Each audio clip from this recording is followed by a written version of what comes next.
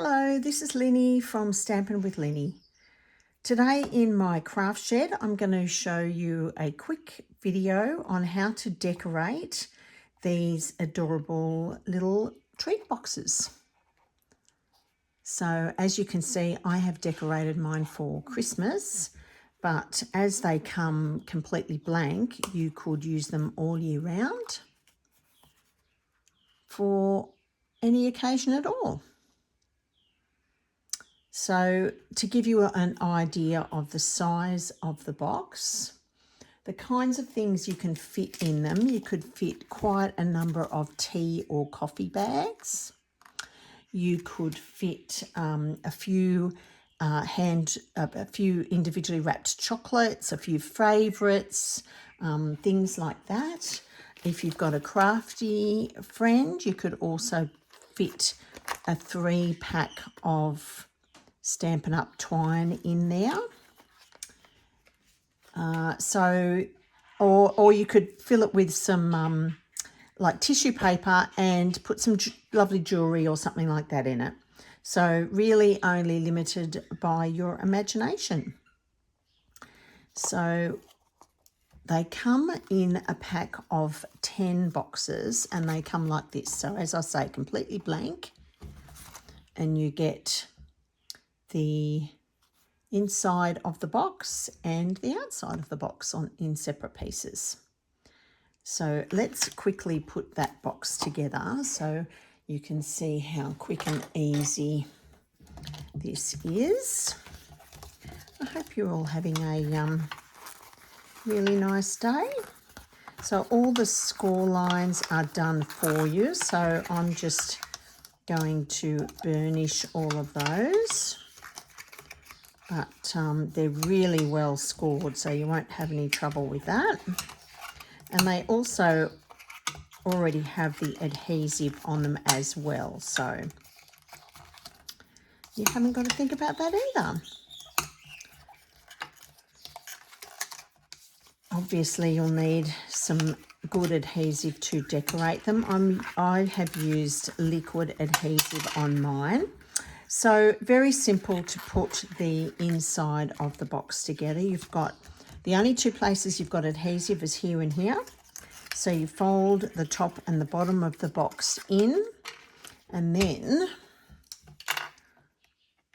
you take off your double-sided tape strips and just make sure you've got it all, take the time to make sure you've got it all square before you push that in. So very simple. They don't have instructions with them, but it is very easy to work that out when you get them. And once you've folded all the score lines,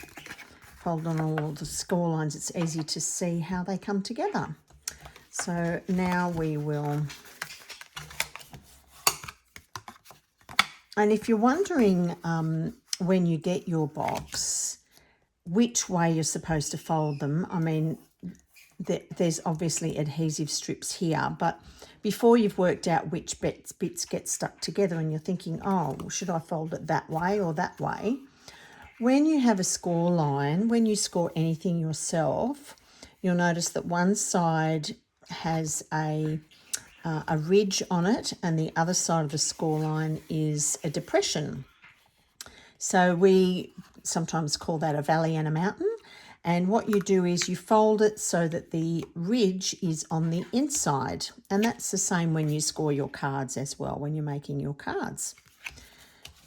So that's how you know. That gives the best result when you're folding on any score lines, if you do it that way. So there you can clearly see now, easily see how that comes together. And now you know why they call them a book treat box. And then all we do then is peel off this adhesive, these two adhesive strips here, line that up and stick the inside of the box on there. But I'm actually not going to assemble this one today. I'm just going to show you how one way that you can decorate it.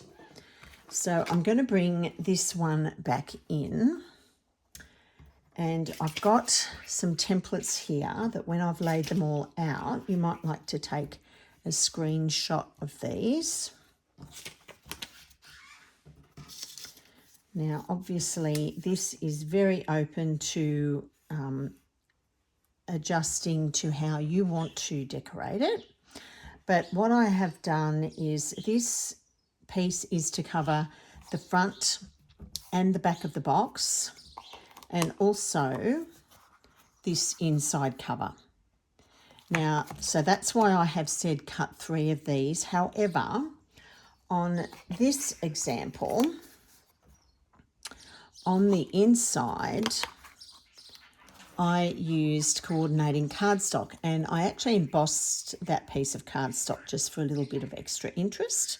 So you may want to cut the 3 pieces in Desire Series paper, or you might want to cut 2 DSP and 1 piece of cardstock. It's entirely up to you.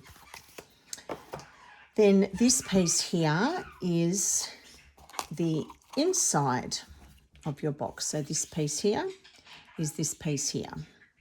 And I'll get my fingers out of the way in a minute, so it's easier for you to take a screenshot.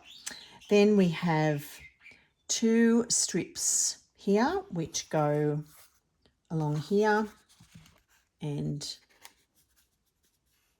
along there, and then obviously 2 shorter strips for top and bottom of the inside of your box. Now this piece here is my spine piece. Now I deliberately cut this because I wanted to make it look a little bit more like a book. So I've got a piece of cardstock that wraps around, and that's what these measurements are for here. The 4 inches and 1 7/8 gives you that extra amount to wrap around. I didn't actually score along here. What I found was easier was to place the cardstock on there before adding the adhesive and fold it to mould it, and then I put the adhesive on and stuck that down. One little tip for the spine, if you are going to do it this way, I used double-sided tape.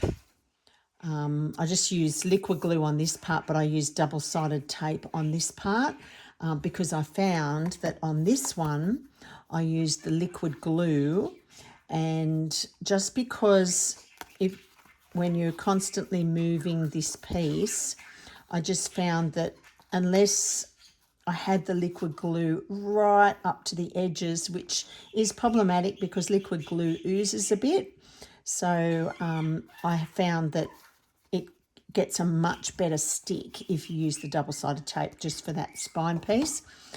The rest of it, I have used liquid glue, which was fantastic for the rest of it.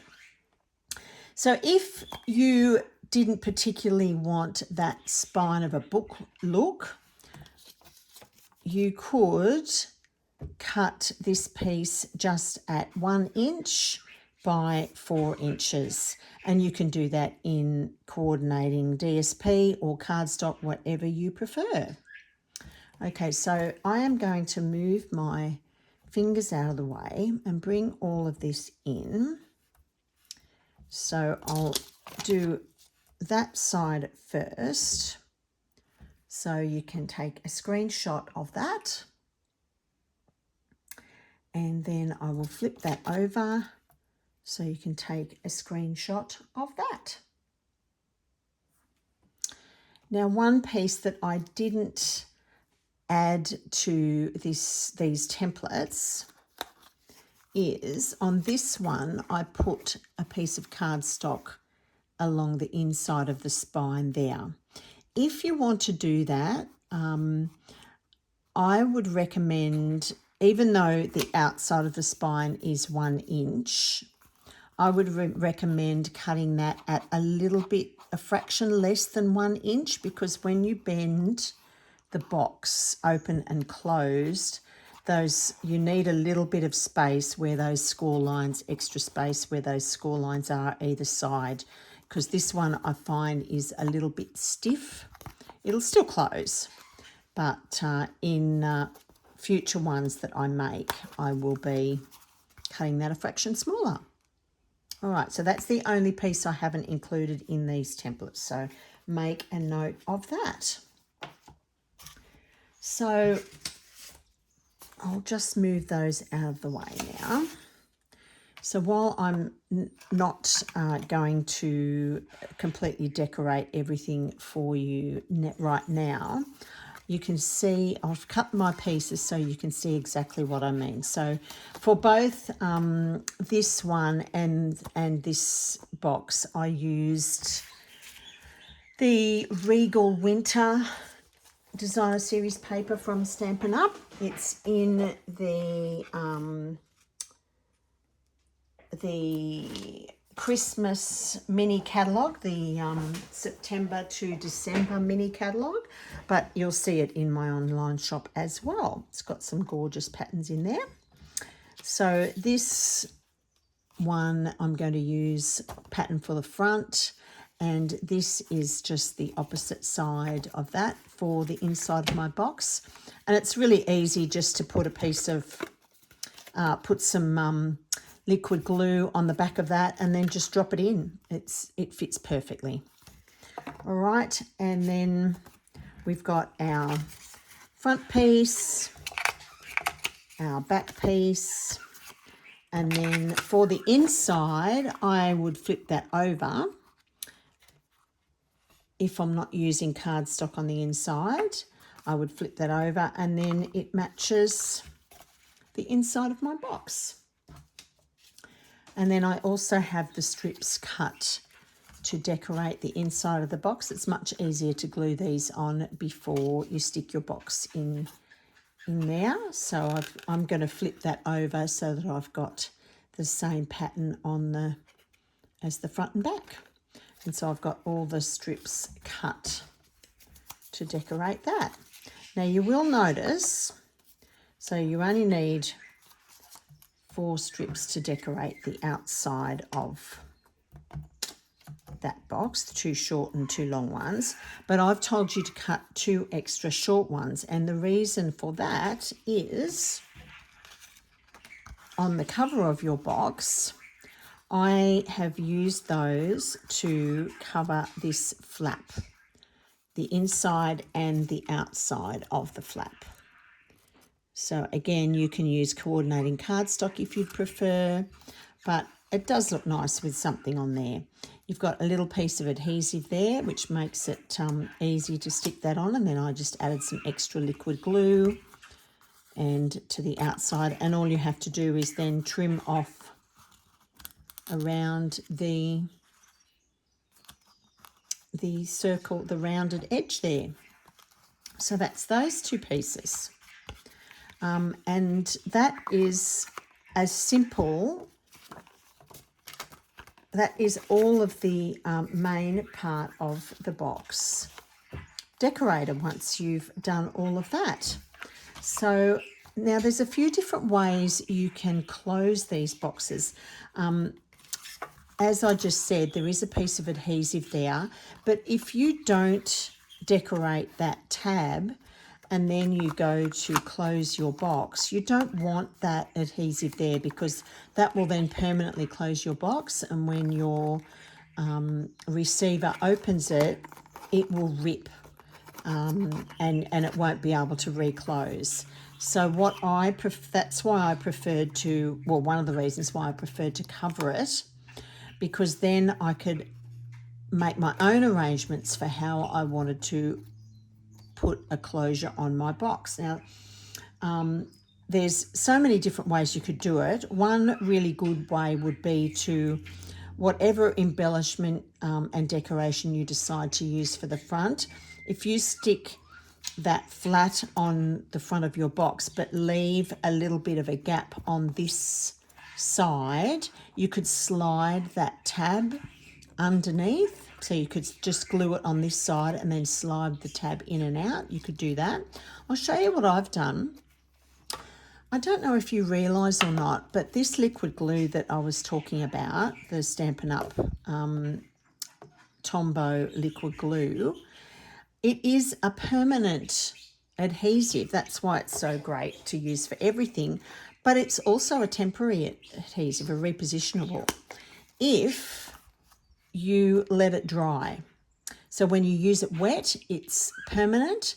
But I added a nice big dollop on here and I left it for a day, and it is now repositional adhesive. So I can keep opening and closing that.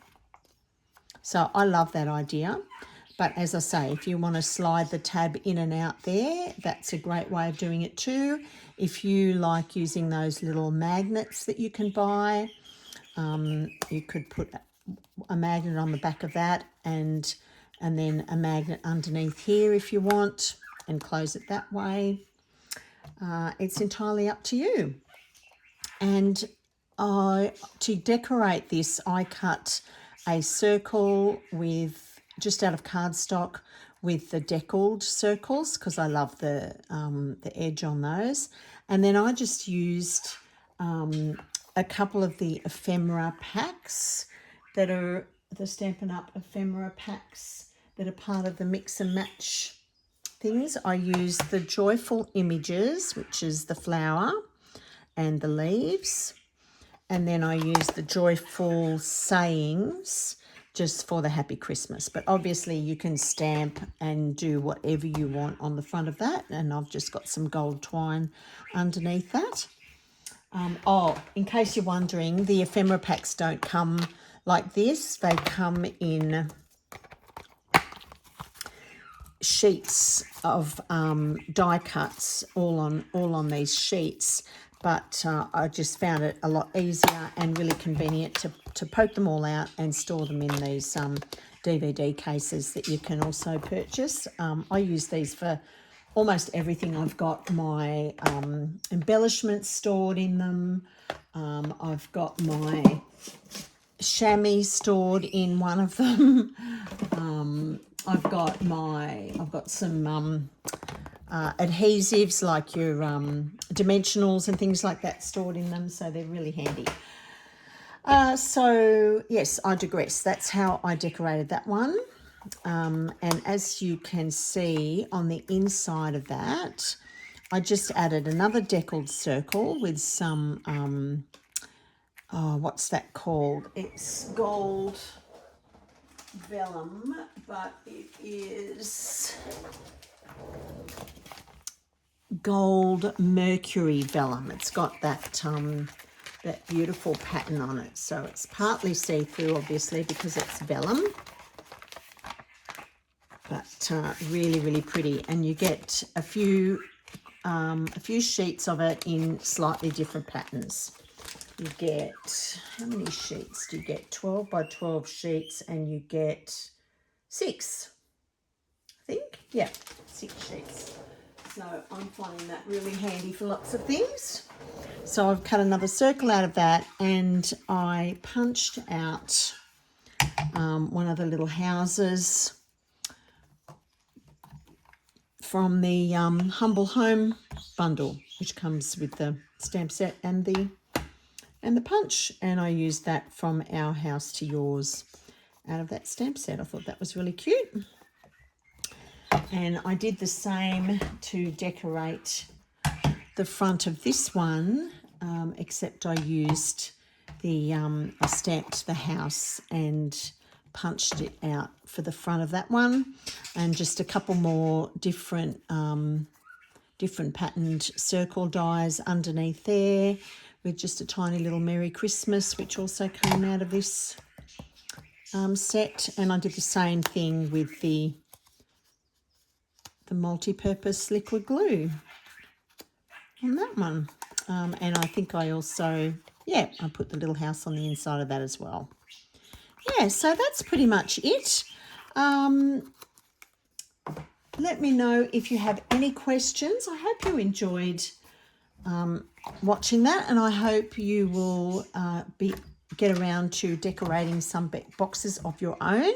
I'm going to be using these for neighbour and friend gifts. The people who you want to say thank you and Merry Christmas to, but you don't normally buy them, you know, a big present. I think they're really affordable and really sweet gifts.